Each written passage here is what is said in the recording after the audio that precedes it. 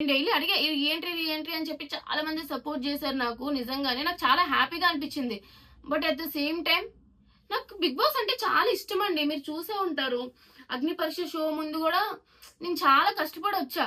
ఎందుకంటే అగ్ని పరీక్ష షోకి రావడానికి 4, 5 లెవెల్స్ దాటుకొని రావాలి మేము. ఫస్ట్ ఆడిషన్ వీడియో పంపాలి. తర్వాత వీడియో కాల్ అవుతది. తర్వాత గ్రూప్ డిస్కషన్ అయింది. తర్వాత ఈ టాటూలన్నారు. తర్వాత ఇవన్నీ పెట్టి ఫైనల్‌గా టాప్ 15 కొంతమంది అగ్ని పరీక్ష షోలోకెళ్లారు. అక్కడ కూడా ప్రతి టాస్క్‌లో 100% ఇస్తూ ప్రూవ్ చేసుకుంటూ ఉన్నా. పర్మనెంట్ టాటూ ఏయించుకున్నా. అంత ఇష్టం నాకు బిగ్ బాస్ అంటే. సరే ఫైనల్‌గా బిగ్ బాస్ హౌస్‌లో అడుగు పెట్టాను. ఒక జర్నీ అనేది కంప్లీట్‌గా ఉంటది అని చెప్పి చాలా హ్యాపీగా ఫీల్ అయినా.